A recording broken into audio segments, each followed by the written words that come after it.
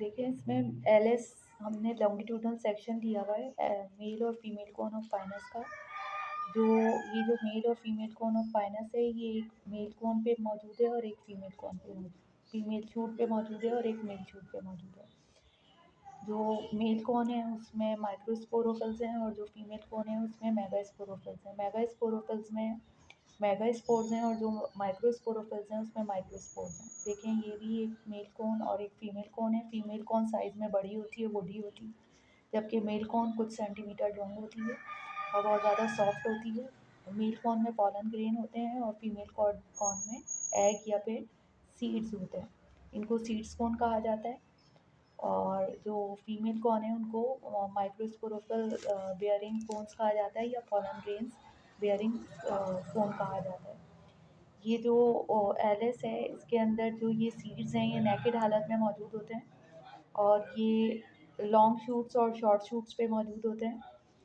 ये देखें यहाँ पे हमें वेजिटेटिव बर्ड्स नज़र आ रही हैं, फीमेल कॉन्स नज़र आ रही हैं और साथ ही हमें यहाँ पे मेल कॉन भी नज़र आते हैं। ये जो पाइनस का दरख्त है ये जिम्नोस्पर्म से ताल्लुक़ रखता है। जिम्नोस्पर्म इस वक्त दुनिया में इतनी अबंडेंस में मौजूद नहीं है। देखें ये पॉलन कोन्स नज़र आ रही हैं और यहाँ पे हमें सीड्स कोन नज़र आ रही हैं। तो ये जो पाइनस का दरख्त है ये ठंडे इलाकों में रहने वाला दरख्त है और ये गर्म इलाकों में नहीं पाया जाता।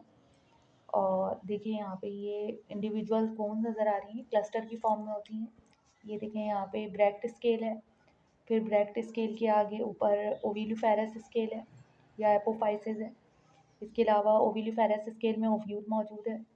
इसके अलावा इंटेग्यूमेंट है जो इसकी हिफाजत करने के लिए, स्केल्स की हिफाजत करने के लिए और सीड्स की हिफाजत करने के लिए यहाँ पे मेगास्पोरेंजियम की सराउंडिंग में इंटेग्यूमेंट्स मौजूद हैं जो सीड्स कोट्स का बाद में काम करेंगी। ओविलिफेरस स्केल्स हैं, सेंट्रल एक्सिस है जहाँ से ये स्केल्स जो हैं वो अराइज हो रहे हैं। ये इसके लॉन्गिट्यूडनल सेक्शन है। यहाँ पे देखें एक और हमें लॉन्गिट्यूडनल सेक्शन नज़र आ रहा है जहाँ पे हमें ओविलिफेरस स्केल में हमारे पास मेगास्पोरेंजियम के अंदर मेगास्पोर्स हैं। अच्छा ये मेगास्पोरेंजियम के अंदर जो है वो 2 से लेकर 5 आर्चिगोनिया होती हैं जिसमें से सिर्फ एक सर्वाइव करती है और बाकी जो है वो डीजेनरेट हो जाती हैं। इसके बाद यहाँ पे जब ये अपनी 2 से लेकर 5 साल की उम्र के बाद ये मेच्योर हो जाती है और मेच्योर होने के बाद इसमें फर्टिलाइजेशन का प्रोसेस होता है। यहाँ पे हमारे पास जो एक होते हैं ओविलिफेरस स्केल और एक होते हैं ब्रैक्ट स्केल। ब्रैक्ट स्केल जो होते हैं वो स्ट्राइल होते हैं, जो ओविलिफेरस स्केल होते हैं वो स्ट्राइल होते हैं और इनके अंदर जो है वो न्यूसेलर टिश्यूज़ पाए जाते हैं जो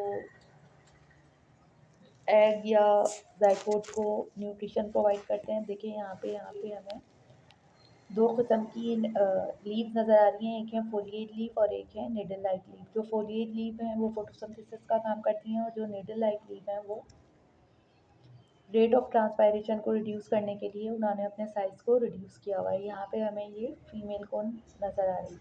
देखिए यहाँ पे दोबारा से रिपीट हो रही है। ये जो है वो हमें मेल और फीमेल कोन इसके अंदर दोबारा से नज़र आ रही है। यहाँ पे हमें यंग सीड्स कोन्स भी नज़र आ रही हैं और मैच्योर सीड्स कोन भी नज़र आ रही है। ये जो दरख्त है ये पाइनस का दरख्त है। इसमें से हमें एक सीड हासिल होता है जिसे हम चिलगोज़ी का नाम देते हैं और ये जो सीड्स है ये इस कोन के अंदर नेकेड हालत में मौजूद होता है क्योंकि जिम्नोस्पर्म में फ्लावर्स मौजूद नहीं होते बल्कि इनके जो फ्लावर्स हैं वो ओवरी के अंदर प्रोटेक्टेड नहीं होते बल्कि नेकेड हालत में स्केल्स के ऊपर मौजूद होते हैं।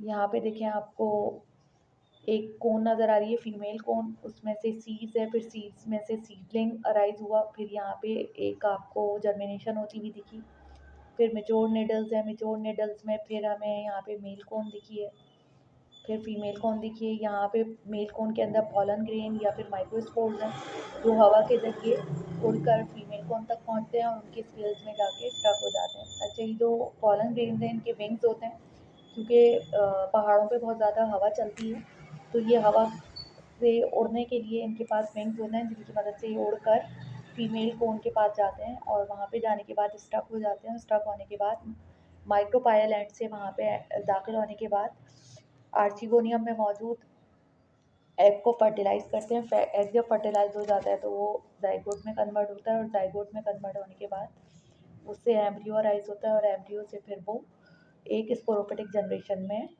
कन्वर्ट हो जाता है। अच्छा, जो ये जिम्नोस्पर्म है इसमें 2 जनरेशंस होती हैं, एक स्पोरोफिटिक जनरेशन और एक गैमेटोफिटिक जनरेशन। स्पोरोफिटिक जनरेशन हमें विजिबल नज़र आती है, बहुत ज़्यादा बड़ी होती है, इंडिपेंडेंट होती है, किसी के ऊपर डिपेंडेंट नहीं होती, उसको अपना फूड खुद बनाने का काम करती है। जैसे पाइनस का दरख्त है, इसमें नंबर ऑफ क्रोमोसोम डिप्लॉयड होते हैं, ये 2n स्ट्रक्चर होता है, जैसे यहाँ पे हमें दरख्त नज़र आ रहा है।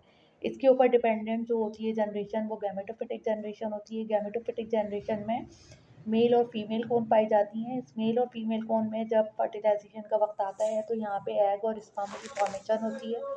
एग और स्पर्म की जब फॉर्मेशन होती है तो यहाँ पे मियोसिस का प्रोसेस होता है और मियोसिस के प्रोसेस होने के नतीजे में यहाँ पे नंबर ऑफ क्रोमोसोम हैप्लॉइड हो जाते हैं। अच्छा, ये डिपेंडेंट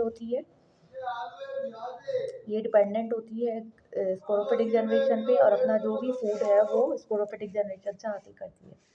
फीमेल कोन में एग होता है और मेल कोन में जो होती है वो पॉलन ग्रेन्स होते हैं जिनके पास विंग्स होते हैं। अच्छा, ये जो पॉलन ग्रेन्स हैं ये हवा के ज़रिए उड़कर फीमेल कोन या ओवलिफेरस स्केल के पास जाके स्टक हो जाते हैं, फंस जाते हैं वहाँ पे जाने के बाद और वहाँ से देखिए यहाँ पे हमें ये ओव्यूल नज़र आ रहे हैं, ओवलिफेरस स्केल, सिंगल स्केल स्पोरोफिल्स के अंदर। फिर ये जो स्केल्स एसोसिएशन थ्रू ओव्यूल है, यहाँ पे ओव्यूल है, इसके पास ओव्यूल मेगास्पोरेंजियम के अंदर मेगास्पोर है और मेगास्पोर के अंदर हमारे पास एग मौजूद है। यहाँ से स्पोरोफिल्स पॉलन कोन के अंदर जो स्पोरोफिल्स हैं या माइक्रोस्पोरोफिल्स हैं उनमें पॉलिनेशन के प्रोसेस के ज़रिए माइक्रोस्पोरेंजियम में मियोसिस हुई है और यहाँ से पॉलन ग्रेन किसके पास जा रहे हैं, मेगास्पोरोफिल के पास जा रहे हैं। जब ये मेगास्पोरोफिल्स के पास जा रहे हैं तो यहाँ पे फीमेल के अंदर मियोसिस होने के बाद यहाँ पे एग फॉर्मेशन हो चुकी है और एग जो फॉर्म हो चुका है वो किससे फर्टिलाइज होने वाला है, पॉलन ग्रेन में मौजूद स्पर्म से। यहाँ